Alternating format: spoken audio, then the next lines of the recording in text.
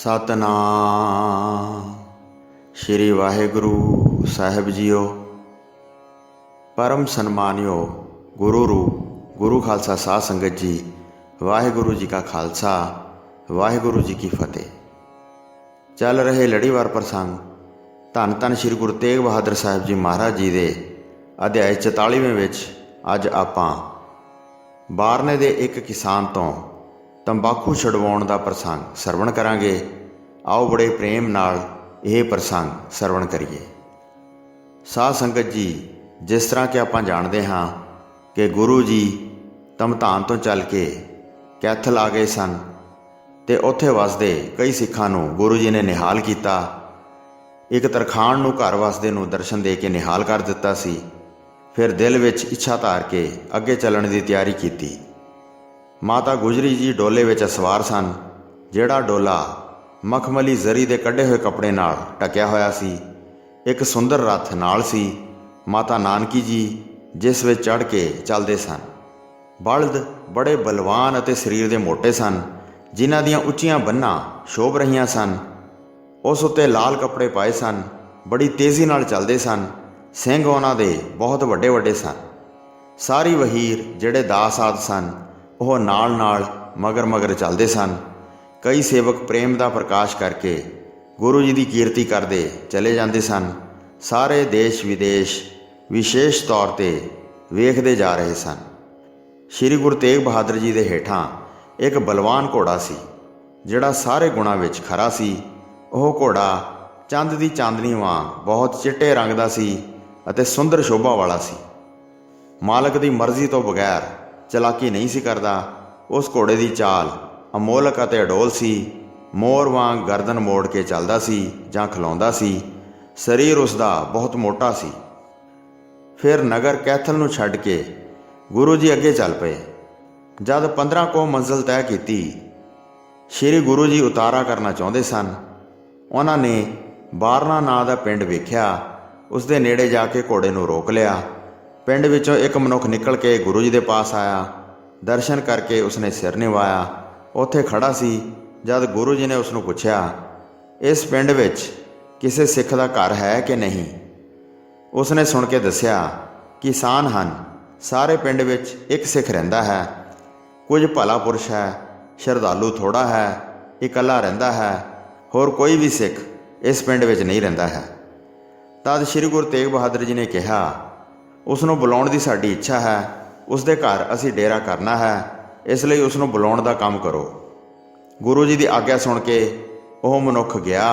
जट नूं मिल के वह कहण लगा, बाहर तैनूं भले पुरुष बुलाउंदे हन, बाहर खड़े तेरी उड़ीक कर रहे हैं।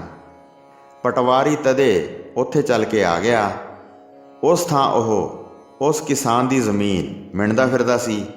ये सुन के जट ने हिरदे विच विचार की, मैनूं हुण खेत विच पटवारी पास जाना बनता है। फिर भी वेख के पहला मिल के आवां। पटवारी अनाज की अंदाजे की गिणती ला लवेगा, इस करके मैं छेती करदा हाँ। इस तरह विचार के तुरंत आया। बैठे गुरु जी के दर्शन पाए।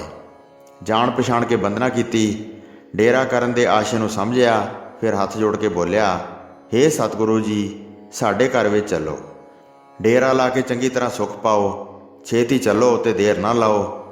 पटवारी इत्थे अनाज का अनुमान लाउण आया है। मैं हुण उत्थे जांदा हाँ कि जिथे मेरी खेती है। ये सुन के श्री गुरु तेग बहादुर जी ने कहा, उत्थे पहुँचण की अभिलाषा ना करो। तेरे खेतों का राखा करतार है। होर सारे सुधार करके तेरे घर अन्न बचेगा। हुण तू साडा डेरा करवा ते सेवा विच रह ते समा ना गवा। तेरी जिणस विच गुरु जी बहुत बरकत पाउणगे ते तेरी बुद्धि स्थिर रहेगी। ये सुन के किसान ने हथ जोड़ के कहा, आप अपने स्थान पर विश्राम करो। खेतों विच बहुत फसल हुई है। 6 महीनों की मेरी मेहनत है। जे इस समय मैं नहीं जावांगा तो पटवारी कुटलता करके अंदाजे नाल अनाज की उपज ला देवेगा। मैं तुहाडे अगे वड्डी बेनती करदा हाँ, इस बार अन्न छुड़वा लवांगा। 6 महीनों तक परिवार अनाज खाएगा। असी सारे उस अनाज के आसरे जिउंदे हाँ। केवल एक पहर का वह काम है। किवें ना जावांगा, फिर घर विच अन्न किवें रहेगा। ये सुन के सतगुरु जी ने उसनूं मूर्ख जाणिया। ਇਹ ਸਮਝਦਾ ਨਹੀਂ, ਇਸ ਦੇ ਮਨ ਵਿੱਚ ਗੂੜਾ ਆਸ਼ਾ ਹੈ।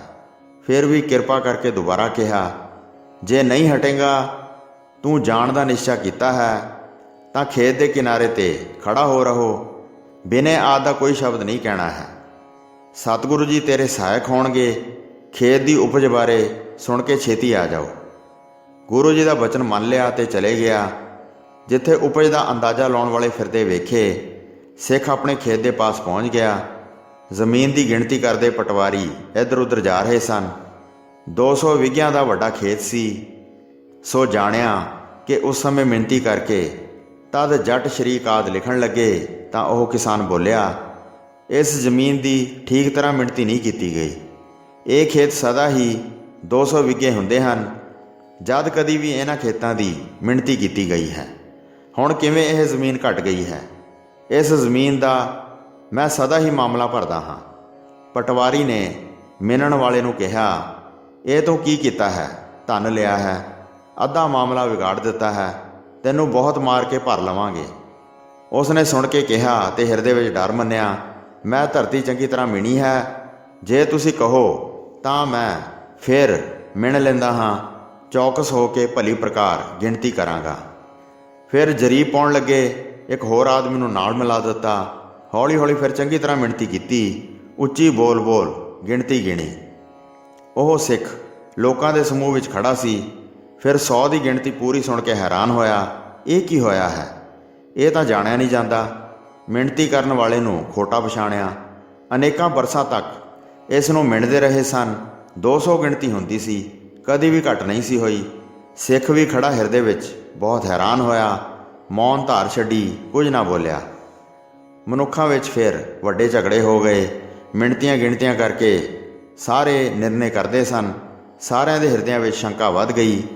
ਪਟਵਾਰੀ ਫਿਰ ਦੁਬਾਰਾ ਮਿਣਨ ਲੱਗਾ।